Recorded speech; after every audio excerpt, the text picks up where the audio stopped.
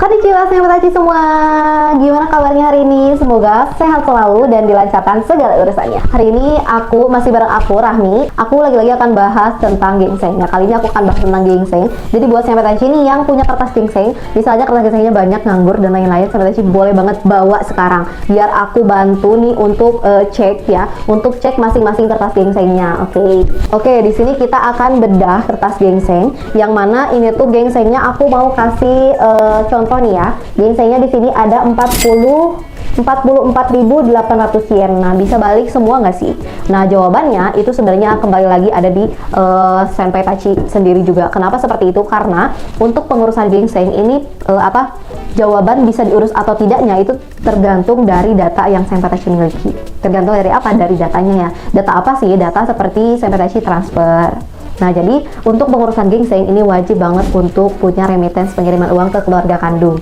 Jadi buat Senpai Tachi nih yang masih kirim ke rekening sendiri atau masih titip uang ke temen nih, boleh banget nih sekarang tonton podcast aku ini sampai akhir biar tahu gitu ya. Intinya kuncinya itu adalah di jumlah tanggungan. Jadi nih kalau Senpai Tachi transfer nih misalnya ke satu orang, itu nanti berapapun jumlahnya, berapapun nominal yang ada di kertas ginseng nih, sesuai tanggungan. Kalau tanggungannya cuma satu, berarti nanti share-nya cuma 19.000 gitu ya. Aku bakalan jelasin nih ya, bentar. Jadi nih misalnya di kertas ginseng Senpai Tachi ini pajaknya tertulis 44.800 yen. Tapi misalnya Senpai Tachi cuma transfer ke satu orang selama 1 tahun di Jepang. Senpai Tachi cuma kirim ke ibunya misalnya atau kakak adiknya gitu ya. Cuma transfer ke satu orang. Maka yang share itu cuma 19.000. Kenapa begitu? Karena perhitungannya untuk ginseng ini satu orang tanggungan itu bisa berkontribusi cuma sekitar 19.000 yen satu orang. Jadi kalau Senpai Tachi ibaratnya nih 44.000 pakai cair semua, berarti 44.000 dibagi 19. Nah, kayak gitu. Cara cara cepatnya gitu ya. Nah, kayak gitu. Jadi Senpai Tachi berarti dari 44 dibagi 19 berapa nih hasilnya gitu kan. Perkiraan itu di sekitar 4 orangan gitu ya. Jadi Senpai Tachi harus transfer ke 4 orang tanggungan gitu ya. Terus kalau misalnya cuma ke satu orang, berarti kan yang share cuma 19.000 yen ya. Jadi sisanya ada 25.000, sekitar 25.000 yen. Itu kemana? Nah, itu untuk yang 25.000 yennya itu sebenarnya bisa dicairkan lagi. Asalkan Senpai Tachi punya remittance lain. Jadi kalau misalkan nih udah urus ginseng, aku urus ginseng dan aku ngelampirin bukti pengiriman aku ke ibu aku.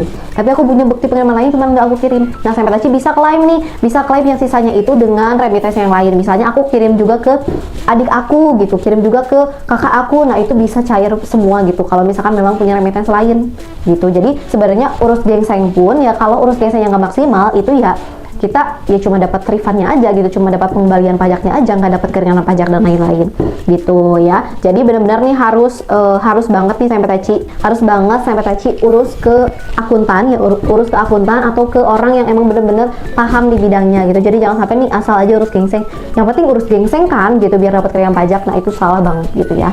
Jadi kalau Senpai Tachi urus di akuntan nih, kalau urus di Kizoku gitu ya, Senpai Tachi bisa banget nanti kita edukasi juga gitu. Jadi Senpai Tachi tahu nih ke depannya, oh aku harus gini, oh aku harus gini, oh aku harus gitu. Nah, gitu ya. Jadi ingat ya Senpai Tachi, ini adalah estimasi kasar ya, estimasi kasar, dan setiap orang itu bisa berbeda-beda tergantung dari total apa nih? Total gaji dalam setahun. Jadi sebenarnya kenapa sih ginseng nominalnya berbeda-beda? Itu adalah alasannya karena memang gaji setiap orang pun beda-beda gitu ya.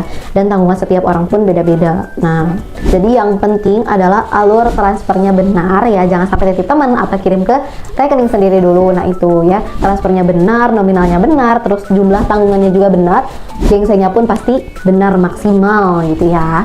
Jadi mungkin Senpai Tachi ini daripada pusing nih tentang perhitungan ginseng, jadi maksudnya gimana sih gitu dari podcast ini nggak ngerti gitu ya. Nah, Senpai Tachi daripada bingung, daripada pusing, mending langsung serahkan aja berkasnya ke aku. Nanti Senpai Tachi bisa langsung kirimkan foto ginsengnya ke nomor WhatsApp Kizoku Indonesia. Nanti aku bantu cekan, nanti aku bantu estimasikan ginseng yang cair itu berapa gitu. Jadi Senpai Tachi cukup duduk manis aja, cukup fotoin, cekrek, kirimkan, beres, tinggal nunggu. Nanti aku bantu hitungkan gitu ya, karena memang sebenarnya nih untuk perhitungan ginseng ini cukup rumit ya, karena gimana ya, terlalu banyak rumus sih enggak sih sebenarnya, cuman terlalu banyak ini itunya lah gitu ya. Oke, jadi ini kalau Sahabat Aci mau aku bantu hitungin, boleh banget langsung chat kita di WhatsApp ataupun di sosial media kita ya. Terima kasih banyak buat Sahabat Aci yang sudah meluangkan waktunya untuk menonton podcast aku kali ini. Sebelum aku tutup, jangan lupa like, comment, share, and subscribe. Bye bye.